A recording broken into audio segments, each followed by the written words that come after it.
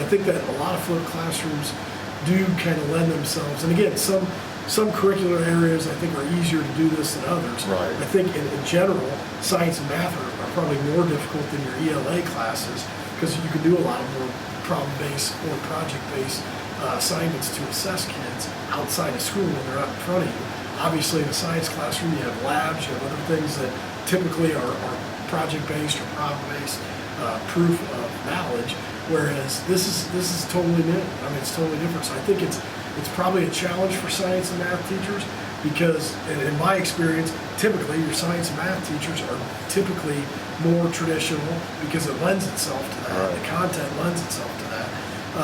Then probably your ELA teachers have to be or need to be. Right. And the ELA and the math particularly, they're being measured in the standardized tests. That's correct. As opposed to science, which used to be but is no longer.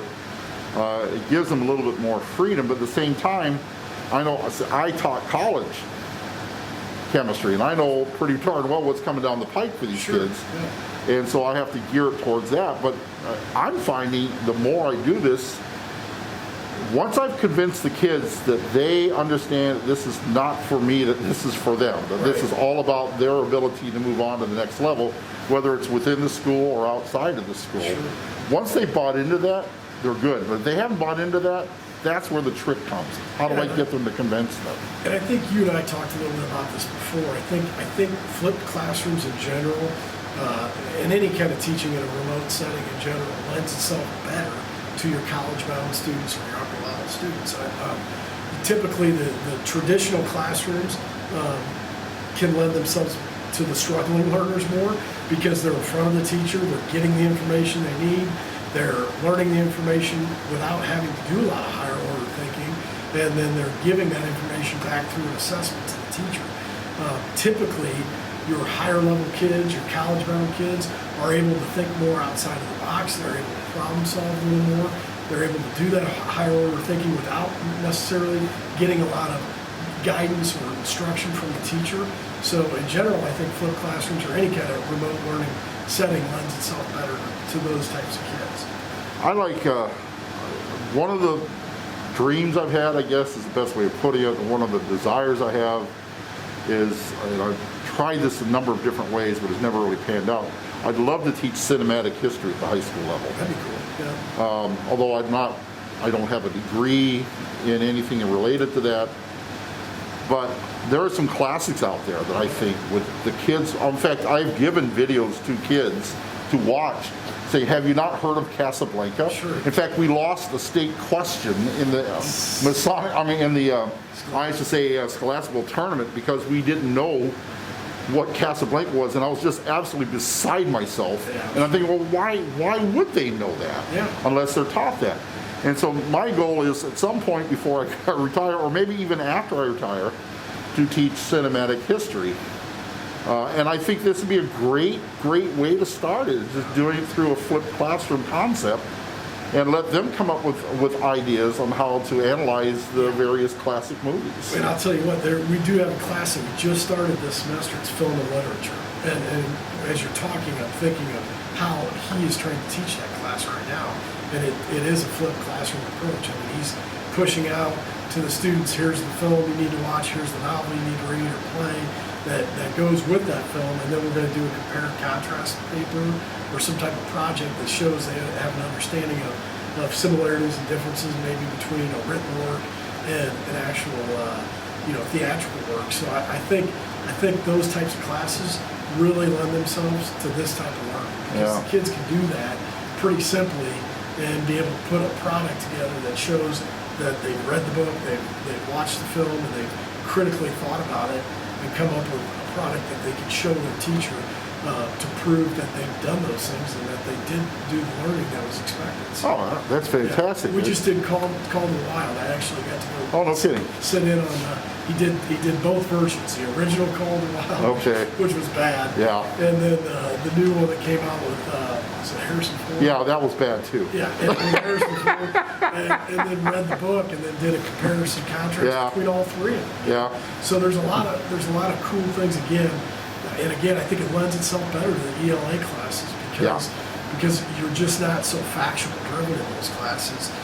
Those classes in general, you know, when you're assessing whether a student can critically think and then write and or present the information. Well, writing and presenting are things that kids have been able to do since kindergarten. You know, they learn that, whereas chemistry concepts, they haven't learned that anywhere else. Right. You know, when you get into higher order math skills, you know, even your algebra 2 and above, those are things that are brand new to these kids. So it's not like they're showing, you know, that they have ability to read, write, and produce.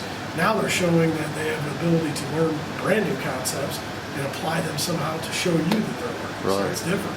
It is more challenging, I think, for the science and math course. Yeah, it is pretty challenging, but I tell you, it's been fun watching these. I mean, I've never taught calculus before, and when you came to me, it sounded like a good idea at the time, until this came along. Now I'm working like a bajillion hours, but I tell you, and I've told kids this before, I said, Mr. Campbell, why did you go into teaching? What is wrong with you? And I said, because when I see a student who has the light turn on when they realize that this is a lot easier than they thought it was going to be, that's what I'm seeing in calculus. And I mean to tell you, I am getting pretty thrilled by what I'm seeing. These kids are, if not enjoying it, they're definitely getting it. That's good. I'm glad to hear that. Our math scores go up every year. We just got our SAT report again this year, and they're up again this year. I had a feeling they would be. So I think that having you teach some of those higher order math skills are going to help our kids tremendously. Well, that's a good group. I'm not sure we can hold it to just that class. I mean, as a pattern, because I'm not sure about what's going to happen with some of these others coming up. But this group, when we took the SAT a couple months ago, I said, how was it? And I always ask that. I said, how was the math? I always ask that. And all the other classes, it was kind of hard, you know. And I'm thinking, why is it hard when you guys do such good math work in the classes that I teach? Well, this is the first class. It was so easy, I was embarrassed. And I'm going, oh, please, I want to see at least 136 out of this. No, the kids did really well this year. So our scores went up, I think, almost like 20 points. Excellent. I'm 36. I'm talking SAT. I guess what 800 is the. So the norm, I think it's the state average is right around 1017. We scored 1015, so just a little bit, a couple points below state average. But we're doing a conference comparison right now, and I think we have the second highest score so far. The schools. Very good. Very good. All right. Well, thank you for this discussion. This is going to be part of a presentation I'm doing for the flipped classroom. So I was picking your brain on what your history was with it and how you thought it was going here. So overall, you think it's going pretty well then? I think it's a necessity, and you guys are learning something brand new, very difficult and challenging time for teachers right now, especially veteran teachers who've taught for years, to really step outside their comfort zone and try something completely different, new, and challenging. I mean, it's like starting all over. You guys are first-year teachers all over again, and I applaud those of you who have taken on this challenge to really try to make a terrible situation the best possible for kids, you know. And the flipped approach, I think, is the best possible approach for kids, given where we're at.